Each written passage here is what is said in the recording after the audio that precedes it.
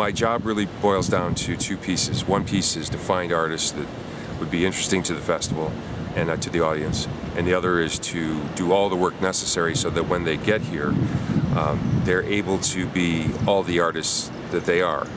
Saying that another way, I can't make someone be more than what they already are, but what I can do is create conditions so that when they get here, they have the greatest possibility to realize as much of their artistry as they can. So I've likened myself to a big NFL offensive lineman knocking down everything in sight in front of the artist, so that when they get to the stage, all their energy and all their effort can be focused on doing what they've spent their life learning to do and developing, which is their music.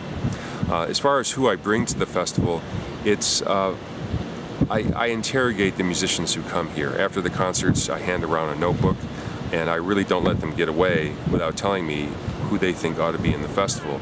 And inevitably what happens is I'll get a few names of artists, and inevitably it's the first name on the list. It's usually the one that I end up liking the most. So, for example, Renaud Garcia Fontes is in this festival because Monica Salmaso, the singer from Brazil, recommended him to me, and she's in the festival, and she recommended Andre Meimari to me. David Durantes, the wonderful flamenco pianist who's in this festival, is here because of Renaud Garcia Fontes. So if I took all the names and laid them out on a chart, I could probably draw lines for you, and you'd see this kind of pathway of me meeting new artists. I don't find everyone that way, but I feel like it's when you find someone whose work you love in a general way, there's an underlying aesthetic that they have and that I share with them in some way, and that I think our audience relates to well. I'm just looking for people who are lyrical. Number one, I think you need to sing to people with music in some kind of way. I don't mean literally with your voice, but the idea of singing. And the second thing is depth. I think you need to touch people, you need to have something to say. And if we're lucky, a few moments of transcendence where the event, the music is so beautiful and so moving that you feel like time has stopped. Lately, there's been a fair amount of artists from Latin America and a fair number of sort of Mediterranean jazz folks. I'm not sure why the music comes from the places it's coming from.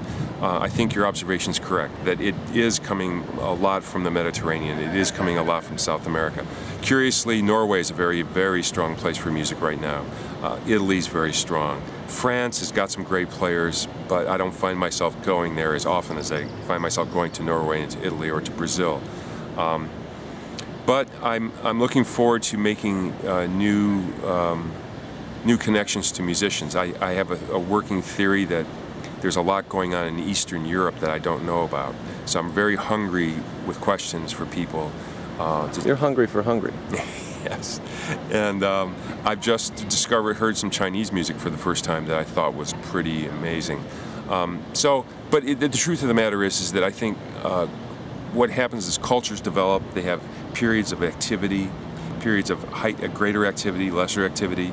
I don't feel like I'm an anthropologist or historian or musicologist enough to be able to pick all of that apart, but I feel it happening. I feel like there are eras, there are periods and places, and there's probably reasons behind them. It's less important for me to know what the reasons are, but just to recognize, hey, Italy's strong right now, so keep digging. Dig till you find it all. Keep asking questions. Renaud Garcia Fontes talks about the line of the South. He's somebody who I think shares this thing that you're talking about, all the Southern cultures. He recorded a record actually called La Linea del Sur. And he finds himself exploring the Mediterranean, exploring South America, and then going into Persia, into India as well. Something about the cultures of the South speak to him. And there's some relationship among them. And I think he's still trying to figure out what that relationship is. And it's probably not surprising or not a coincidence that jazz is one of the cultures of the South. But then you've got those Norwegians who are making very, very, very sweet music. So it's hard to say.